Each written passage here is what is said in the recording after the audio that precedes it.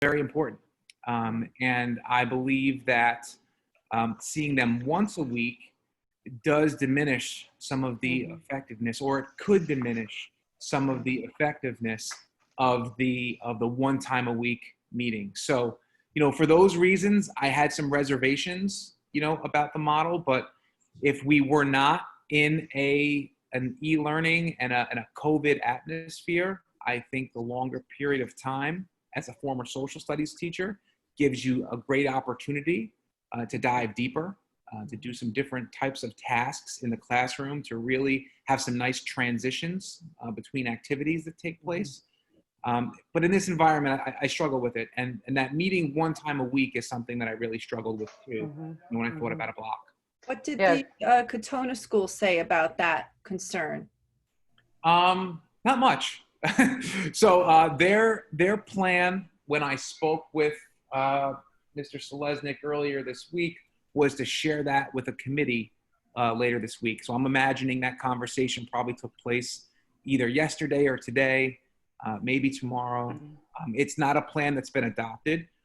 He talked about it as a plan that they were interested in. So it's something that we will look at. I would like to get some feedback from the staff and from families before I make a final decision about that plan. And I'd like to open up the floor for any discussion or ideas that anyone on the committee might have about a rotating block. One thing I liked about it is it will minimize the transition time in the hallway. And just as a parent thinking about exposure, I think that's something that's important. Whereas if you had 9 periods, 40-minute classes, it's a lot of hallway time and a lot of traffic that will have to be dealt with, and actually might, if you're going to do it carefully and maybe stagger transition times in the hallways, might make the day longer. So I think Model 3 has some benefits, even though I see the problem of not seeing your teachers live 4 days a week. That's a really good point, but you could use those longer periods for a lot of class discussion, which is hard to do in your e-learning situation. So while you have to be sitting in rows and you can't do some of the other things, it gives the teachers a chance, I guess, to do like some short assignments, and but also just really a lot of class discussion, which would just be so, I think, beneficial for the kids because they're just not getting any of that. But once, that's a tough one because yeah, you're right. The minimizing of the class passing, but only 1 day a week. So with the, Joe, you talked about the large spaces that we had. Is there a way that we could put for my AP World class, for let's say, is there a way to put both classes together so that in a large enough space so that we get that long block, and then maybe you can then see them twice a week instead of 1 day a week because do you get what I'm saying? Like to kind of put what we would have to do is blow up the entire master schedule that we have now and develop a new schedule. And with the I'll call it pollination of all the different electives and offerings that we have. I haven't spoken with one high school principal that's found an effective way to cohort students and do that. Certainly, I have reached out to everybody I know. I've looked at it carefully, and I can't find a way to create those types of cohorts that you might be able to do in different environments, right? So if you are in a middle school environment and you're part of a team, that's certainly something that is manageable. If you're in the elementary school, obviously that lends itself to it because teachers, in those levels, they teach a variety of subjects, to all the students that they work with. At the high school, I haven't been able to find, a sweet spot to offer that and then maintain the integrity of the remainder of our program. And I think, for me, that's one of the things that I've been thinking about is I certainly could start out with a cohort based on, like, let's say, a group of students in a particular social studies or science class. But then once you get into all the other things that they're taking, it becomes pretty complicated to make that work. No, yeah, I understand that. I mean, I've always been a pro block scheduler. I think especially, having that extra time. I think what Ms. Persons was saying with the extra discussion and just with like, without the transitioning, I think from a teacher's perspective, but at the same time, you're teaching you're basically teaching one lesson a week. And so like, how does that cut into our instructional days? Like, you know, if you're doing one lesson or 2 lessons, I guess, because you have the e-learning day, right? So it's 2 lessons a week, but then are you also giving them other stuff to do while they're at home throughout the course of the week? Right. So you would run into some of the same issues that we run into on that straight A/B 9-period model, because you're teaching students in person. You know, unless we were to create a pipeline into the classroom, you know, which we've been divided about in the past, you wouldn't be able to simultaneously provide students with synchronous instruction online if you were engaged in those fully deep conversations and leading those activities with students in the classroom. And to that point, and Emily brought up a really good thing for us to think about, even if we did, you know, beam students in, I think having students outside of the classroom participate in those conversations in a rich and a meaningful way, you know, that would be a very difficult thing to do. I've looked at some of the work that districts are doing to create that window into the classroom, and it kind of reminds me of an episode of MacGyver. It's been pretty creative. I saw one district that was using a laptop and they were creating push-in carts, but they weren't using, you know, fancy lavalier microphones and other recording devices that would really allow great interaction between the students who were in the room and the students, you know, who might be living at home. So certainly that's something to think about. But I mean, as someone who's done the Schoology PD, Schoology, each class has a message board. So I think we have to get out of this mindset that just this oral discussion where one person's talking is the way it has to be, because you can connect in the room and outside the room by having a post and then say, respond to somebody else's post. And now everybody's culpable to produce versus one person talking, everybody sitting there listening, and some of the kids are just not interested. Right. Also, my brother was a student. I was a student when Andrew was principal at Greeley. We didn't have the block then, but my brother was. And one thing you're going to have to deal with, which is a somewhat of a positive in this setting, but not in normal time, is kids will be done by noon. You will have kids who don't take classes period 4 and 5, looking at that schedule, don't take it 8 and 9, and you're going to have to deal with the kid coming home at noon. And I know child care is an issue. I know that kind of stuff is an issue as well. So, you know, we go to a block schedule, blow up all the work that Joyce did for the master schedule, and the kids home at noon, and now people are pissed because they're not getting a full in-person experience. I'm just not sure how that's going to go over. Right. And I would say, Dylan, you know, one of the ways that I've avoided kind of taking apart all the work that's been done is, instead of creating 8 blocks, you know, which is what people typically do when they create a block schedule, they come up with an even number, whether it's 3 and 3 and 4 and 4, is where we would be cycling them through. And I created an extra flex period in there, you know, and we would be using that block in a creative way to provide supports, perhaps do some advisory work, social and emotional work, you know, things along those lines. And I think it's important to present a number of options, you know, and engage in conversation about it, you know, because I want to make sure whatever we do, we have buy-in from the staff, from families, that we've had a conversation about what could work, you know, what might not work. And I do recognize that when you embark in change as dramatic as we have, right, if you're looking to just maintain the status quo, you might not experience any failure, but you're certainly not going to have great growth. So I think, you know, as we move through this process, we'll do some things that work out well. We'll do some things that do not. We will have to maintain some agility throughout the whole process and pivot when we need to.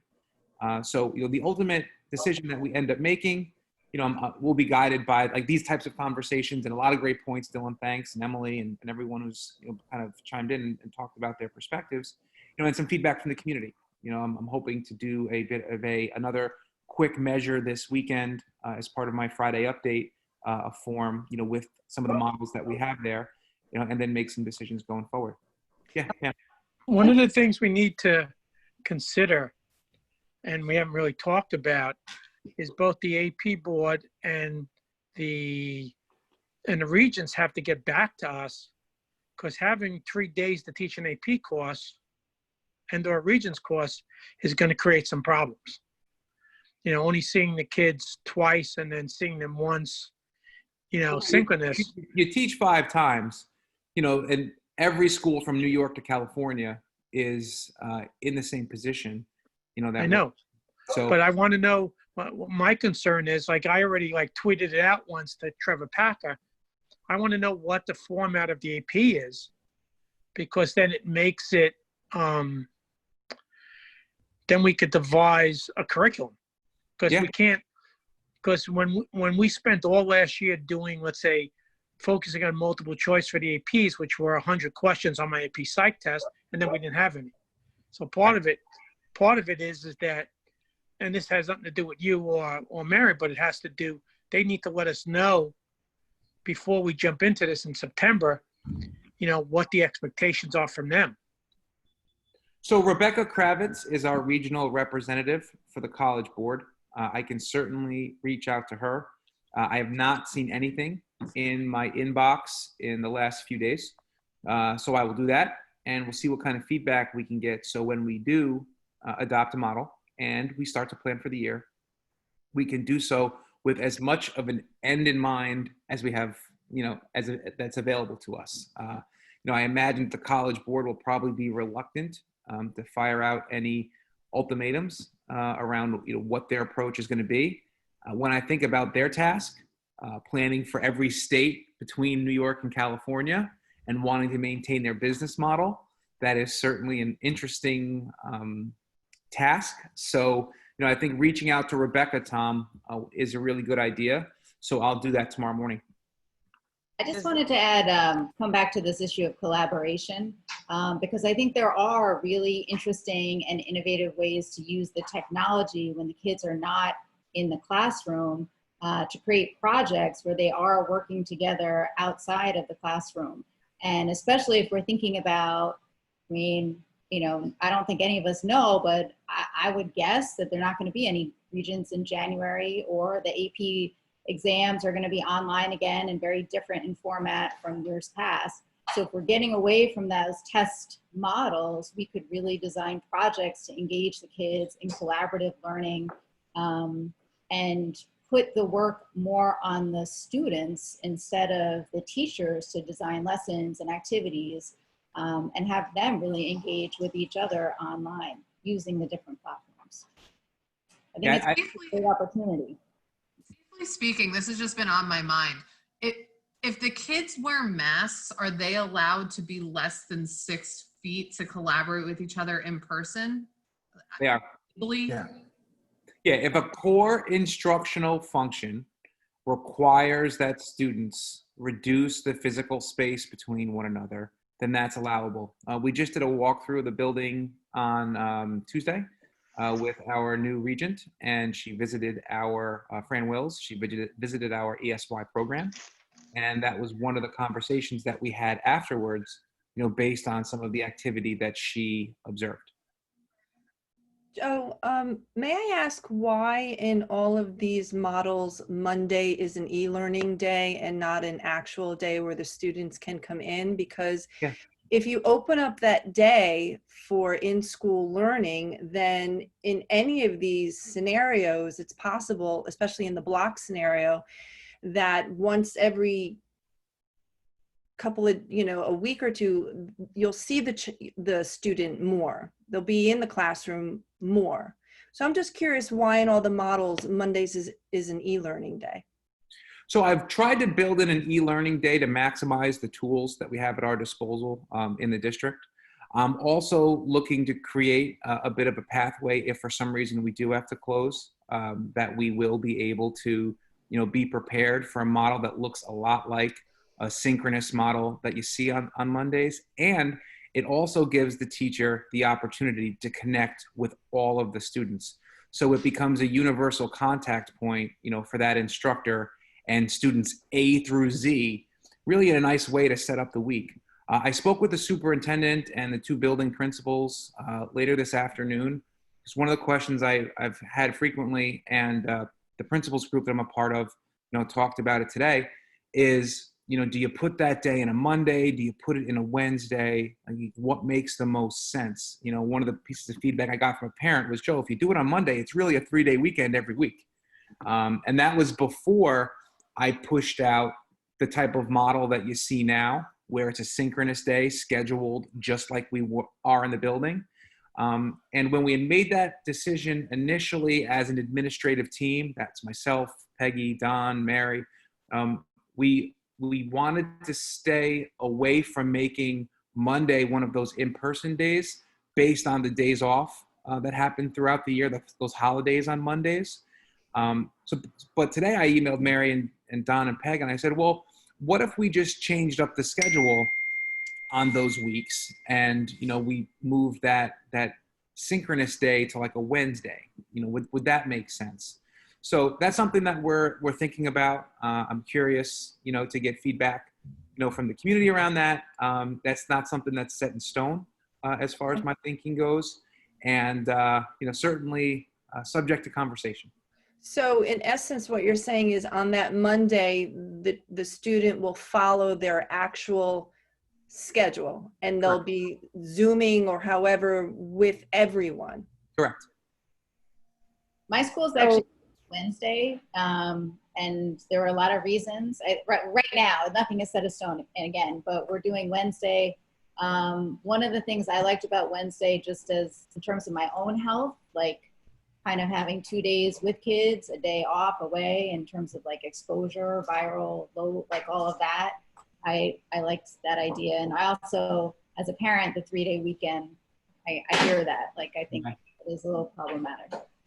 Yeah, I like the idea that I mentioned, that we talked about today with the administrative team about perhaps when we have those short weeks, maybe on that week we just, we would just, if we move to Wednesday, we would just do without the synchronous day that day and then move to the 4-day week becomes, a completely in-person week.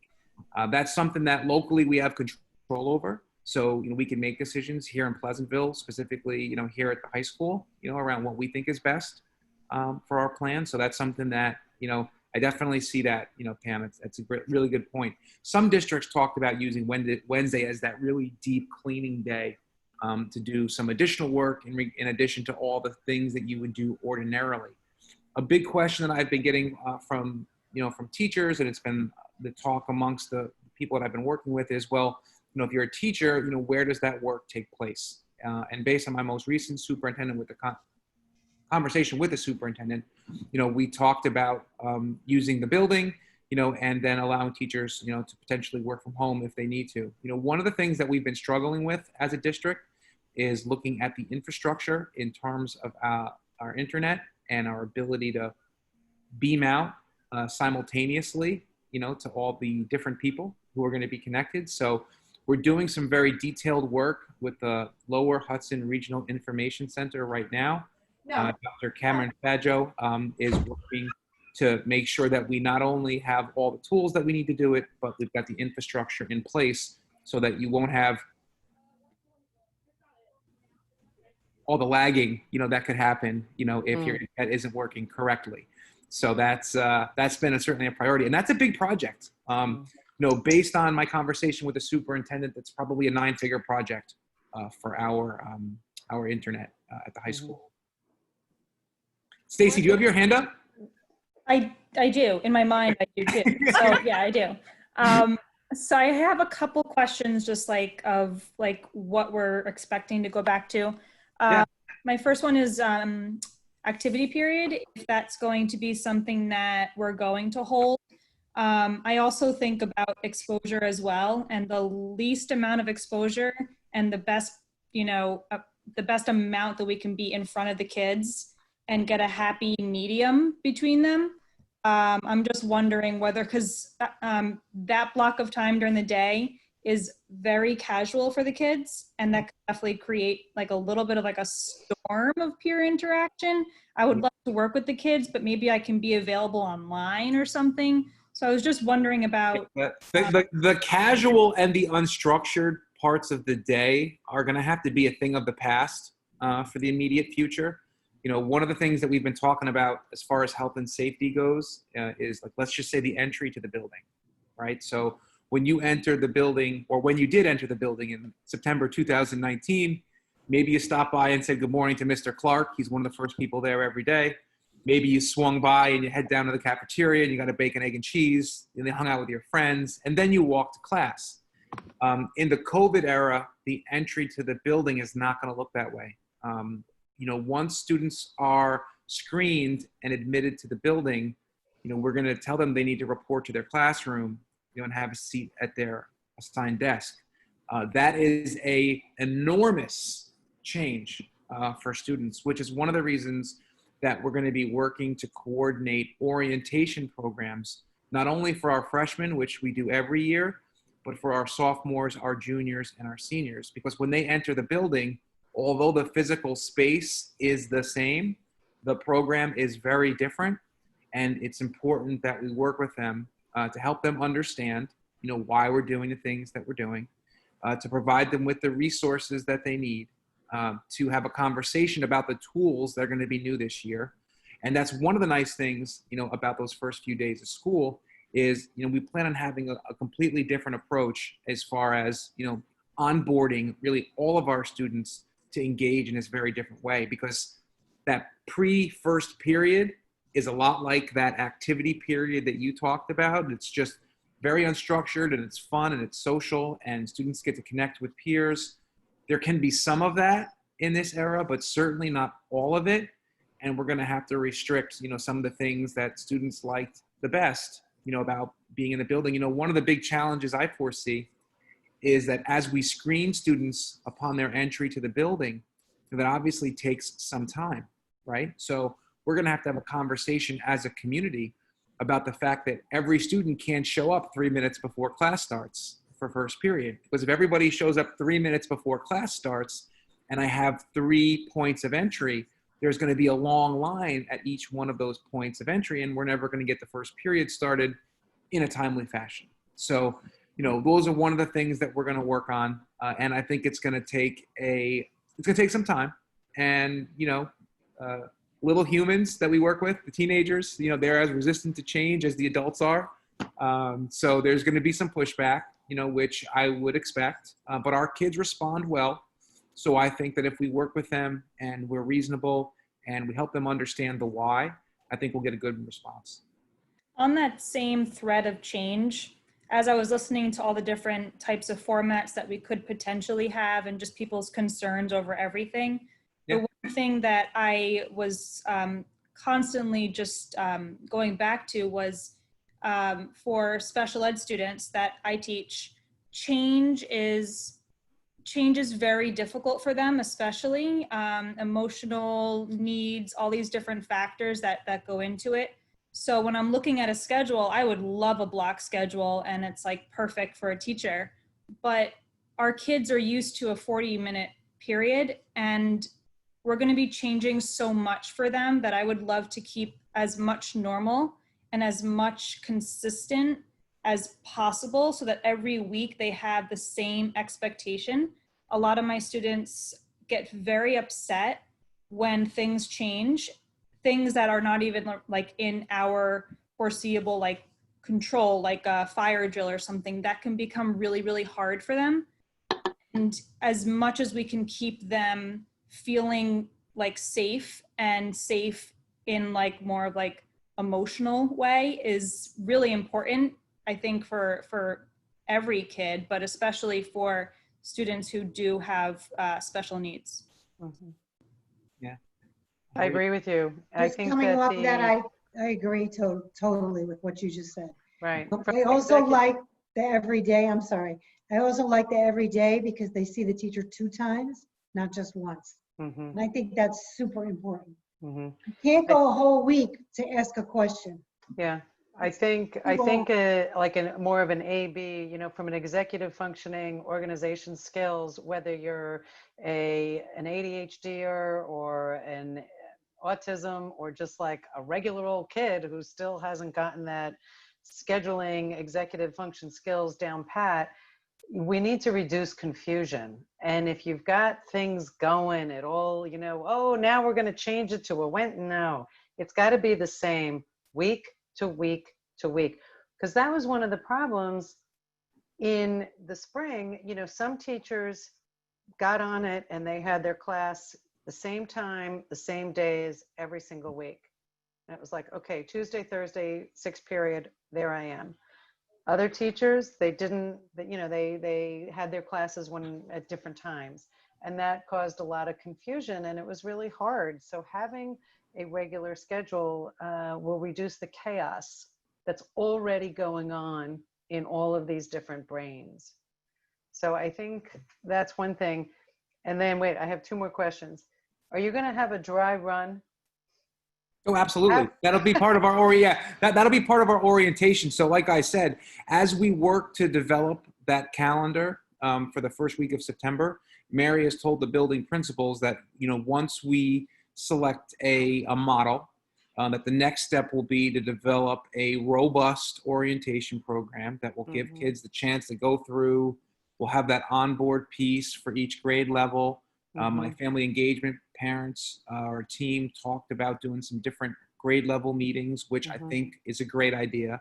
So, you know, there's a lot that we can all do together to make sure that we're as close to on the same page as we can possibly be. And that in those times when we're not, because I know how busy everyone is, folks are at a minimum aware in regards to where they can go for information, you know, if they need it. So, and I think to your point, Emily and Janet, I think knowing that you're going to see that teacher every, you know, even if you're off on like doing the asynchronous learning in 24 hours, I think that has a significant impact on the asynchronous instruction because you know you're going to see that person. And if you have a question, you'll be able to ask it. Yeah. I think that is going to have a big impact. Yeah, a regular schedule. So what happens to the students who might not have 9 periods? You know, Good question. So what we were doing today is, you know, they can't go to the library. Right. And I can't hire extra staff, you know, and offer more random offerings for students during the day. So those are going to be times, you know, where I'm going to be looking to either put structured study halls in place or, you know, opportunities and spaces where I can get desks and groups of kids in to, you know, dive into their work, ask questions. You know, someone asked today, they were like, Joe, this is a perfect opportunity for you to have an open campus. And I looked at the person like they were crazy. And I said, open campus? I said, then I have to screen all the kids when they come back. I said, I can't account for who they're interacting with at Sundance or whatever the deli might be. What if one of those people are sick? It just it gave me a whole nother list of variables that I couldn't get my head around.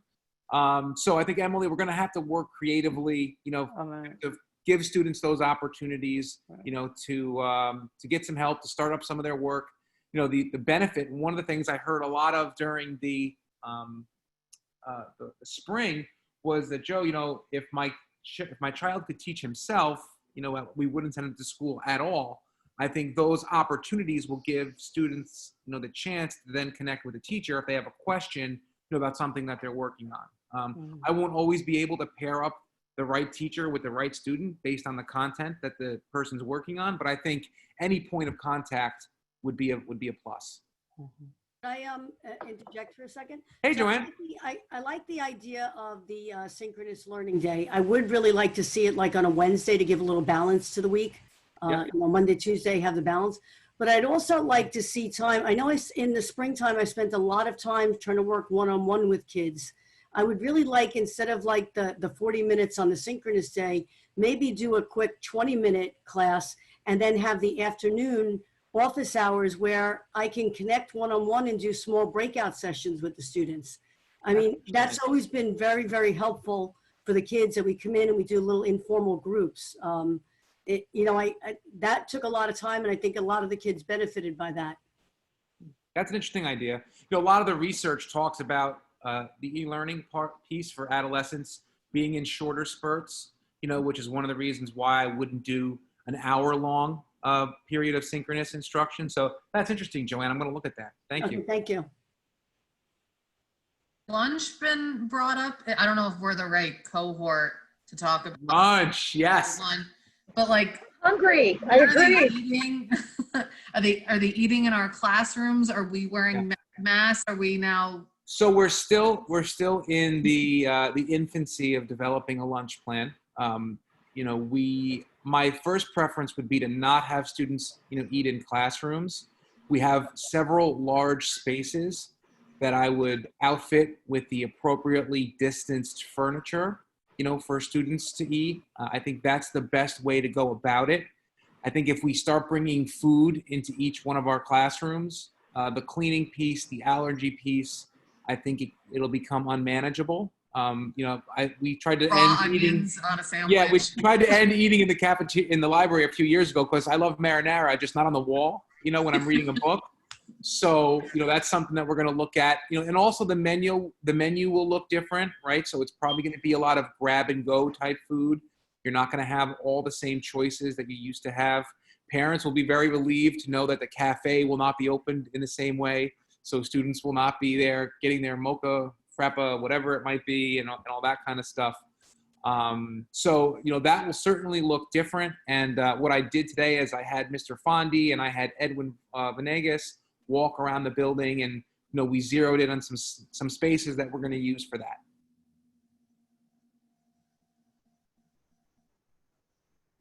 Perfect. Joanne, is your hand up or was that from before? That was from before. Yes, Okay. thank you.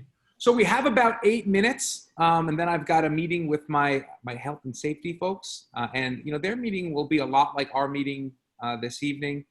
Greg Fondi's been doing a significant amount of work, you know, around safety as students enter the building, safety when students are in the building, you know, and then the work that we'll be doing, you know, all throughout the process. So as far as our last two models go, really the second model was an A-B alternating by 33%, and the first one was an A-B alternating by 50%. What does that mean? So the 33%, I added in there today based on feedback that I got from some local principals about their inability to schedule 50%. I believe that we can get 50% of our students in the building at a time. I do not think that we need to go with an ABC model. If for some reason our plans were to get kicked back and the state required, you know, that we further reduced density in the building, that might be a reason that we look at an ABC model. Perhaps if we went ABC, to Donna's question earlier, you know, maybe we would get rid of the synchronous day to increase the contact, you know, over a 6-day cycle. So that's something we're going to look at pretty closely. Like I said earlier, the vast majority of the principals that I'm working with, you know, they're all really looking at that A/B 50%. The biggest question and the hurdle that I've heard people share is, you know, do I have the facilities? Am I going to be able to do it? Stace? This was just in my head thinking about it as you were talking about space and stuff, because I can easily take like a resource room outside, and I would love to do that for as long as I possibly can with the temperature and like weather and such. But the one thing I was thinking about as co-teachers is finding a separate place to do our flexible setting or separate location. That's like really hard to do when we're like normally teaching. So this is going to be a little bit more interesting, is how do you find a spot to give the test or to read a test or anything like that? So I'm just putting that out there, that's definitely something that's probably going to be like, okay, how am I supposed to do this? So just an idea. We'll work on that, definitely. And the outside piece is great. I had a family today explain to me that they have a wedding tent in their garage. You know, I don't necessarily know how I would go about putting that up, but I'm going to talk to Mary about it tomorrow. And the research does say that that being outside, being in the open air, is a great way to avoid any type of infection. So that is something that we're certainly going to look at, during the fall and November. But once you start getting into December through February, it gets a little trickier. So we don't want to rely on that foundationally, but I think that there are some opportunities there that we definitely are going to look to take advantage of. Ricky? So let's just look at model 1 for a second. Yeah. Just wrapping my head around it. So the group A comes in on Monday or Tuesday, it doesn't matter. Group A comes in, right? And so while the group A is in the building, group B is doing an online independent lesson of their own, and then when group B comes in the next day, is group A doing that same online lesson? Is that, or Yeah, I think online lesson? yeah, that will be the planning piece for a teacher, right? So I was kind of thinking, like, if I was planning this out, how would I approach this? Oh my gosh, nothing in my folder really matches up to, you know, what this looks like. Because it's almost like group A has like the up. I would love to be a group A-er. Yeah. Okay. Well, it depends. Some people like to see how things go first. I'm one of those guys. But I hear what you're saying. No, there have to be an If I in-person were- lesson and an online lesson. Yeah, Right. If I was planning it for the week as a teacher, right, I would probably be looking at doing a kickoff on Monday, because I know I'm going to have everybody in a synchronous way, right? And then, you know, I would have 2 lessons that I plan that will take place in person, 2 lessons that I plan will take place, you know, at home asynchronously. And then the nice thing is, if you go with the AB and it's every other day, you know that you're going to see those kids 24 hours after they did their work, you know, or started their work, or ran into a problem doing their work, like all those types of things. So it certainly is a different model, and it's not the lockstep approach, you know, that we're accustomed to. I remember worrying about all the same things. Oh my gosh, period 2 is ahead of period 3, and period 5, you know, how do I get them all, you know, somewhere towards the same place? But like, you know, Tom pointed out, and I think Pam pointed out, you know, we do not know what the state's going to do with standardized testing. I think that, you know, Regents exams this June, you know, are not going to be the case. You know, I imagine the AP is going to do anything they can to keep people interested in their program. So I don't see them coming up with any draconian policies, you know, around instruction. So it gives us a wonderful opportunity to maybe look at some PBL work, you know, that Pam talked about, and really enhance, you know, our activities with students. I mean, from a teacher's perspective, that I think that model makes the most sense with kind of keeping it all together. And I don't know, there's other teachers on here, but that makes the most sense. We'll do 3 more questions. We'll do Donna first. Hey, Donna. Hi. I just again want to emphasize, you know, I just think there are so many more benefits to having a live group and also synchronizing with kids at home. I think it's beneficial for the teachers because they're not planning 2 separate lessons. I think it's beneficial, you know, as far as parents, because then their kids are committed to getting up every day and following that schedule. And, you know, I remember 2 weeks ago, one mom was saying, my kid doesn't shower, my kid doesn't wake up, they go to bed late. Keeps that student accountable to their schedule. And and it also, from, you know, what I've been hearing and reading on Facebook and people, there are parents that don't want to send their children back to school. So this is an option for those parents. If they don't want to send their kids back to school, they can Zoom in every day and get a lesson.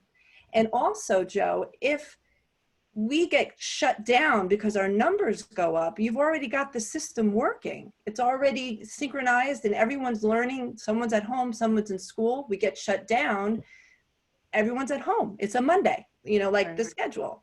So I just think that there's a lot of benefits to trying, and I know it's a lot of digital stuff as far as, you know, getting the technology, but if we can Zoom like this, why can't Zoom be put on all of the Chromebooks that the students are going to have?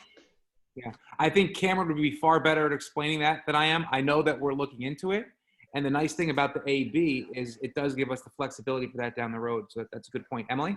Yeah, so first, I just want everybody to know I'm here mostly 90% as a parent and like just a little bit as a board member. But now I'm, because for the most part, my role as a parent is like overweighs everything else. But anyway, but this part is a little bit as a board member because I was with Cameron and Shane McGaffey today, and we were talking about this, and they were talking about exactly what we're saying here, like how could they have a feed, you know, an audio feed or a visual feed or something from the classroom so that when, you know, Stacy or Ricky or Joanne are teaching a lesson on Tuesday and the kids are at home, what are they experiencing? And, you know, I know, Joanne, last time you were like, I need to walk around my classroom. Like, what is that going to look like? So they're looking into that, and we're actually having a little bit of a technology meeting tomorrow because every classroom has a smart board. Right. So while the student might not necessarily see the teacher, the three of us today said, well, not every kid wants to see their teacher every day. So, but it's okay.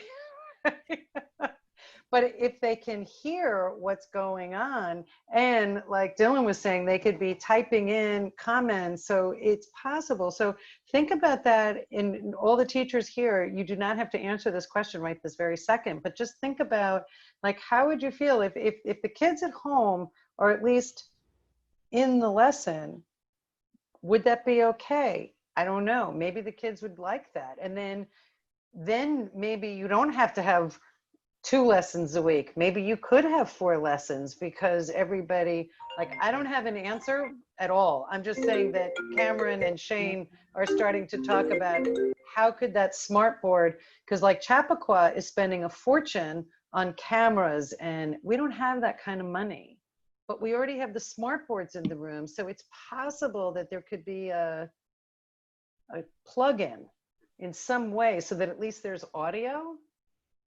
I don't know. It's I would like to say that you know, something with that, when you're trying to hold kids accountable, I know. I think they're going to dial out. As it was, we had, you know, kids that would log in and say, well, I'm in the classroom, and then you're trying to call on them and they're not there. You're like crickets. So they're going to say, oh, I was in class, but yeah, they turned it on, then they walked away. So you're yeah. right. You're absolutely right. I would rather say, you know, get them inside the classroom as much as possible, and not give them that opportunity that you could just, hey, dial in, turn me on, and walk out of the room. No. But if it was the B, if you're teaching live to the A day and the B kids are dialing in, But here's part of your, maybe those are the. I'm sorry. You can have more interaction with them using like an Ed Puzzle, where we have some feedback from them, than you would just turning me on the computer and listening to me that way. Where So we get them using an ear pod, engaging with the material in a back and forth mode, where we can do some, you know, formative assessments as they're doing it. There is no formative assessment if they're just there. I'd rather see, you know, how did they interact with, you know, a 5-minute video and a couple of questions. Then I turned on my computer and that was it. Yeah. I think you get more out of the lesson by not having that piece. Okay. But you know, Donna's point's a good one, in that if we end up having to go to close again, that having that infrastructure, you know, could be very beneficial. So I think, you know, I'll certainly talk to Dr. Faggio tomorrow. Cameron will have a conversation with him. We'll see where he's progressed. I know that he's connected with some other districts and some other colleges and universities who are doing similar work to get the feedback from them. Stacy, we're going to end with you. Then I'm going to jump into health and safety of my other meeting. I didn't turn the raise hand thing off, so I'm sorry. Oh, okay. You're all good. All right, so we're all good. Excellent. So I am going to say thank you. I really appreciate everyone's feedback. It's important that we have these conversations. Dylan made a good point. He shot me a text offline. He said, Joe, you know, it's important to get some feedback from the kids. I agree wholeheartedly. So what I'm going to do is have a conversation with Tom Bafuto, who heads up our student government, and some of our other class advisors, and I'll bring some students in, and early next week, you know, engage them in some conversation, check in, see how they are. I know it's been great on my end to see a lot of the students around the building, you know, and in the community this summer. I saw one of those students and I said, I just want to hug you. And I said, but I can't, you know, because it's been such a long time, you know, since we've seen each other in person, you know, in all the ways that we took for granted, you know, which I don't think I ever will again. So I want to say again, thank you to everyone for being here this evening. I'm going to be signing out and signing into the next meeting. Hope you have a great evening. If there's a question that you have or an idea that you want to share that you weren't able to get to tonight, just send me an email. I'd be happy to connect with you tomorrow. Okay? Thanks, Joe. Thank you, Joe. Thank you, Joe. Thank you, everybody. Bye. Bye. Bye. Bye.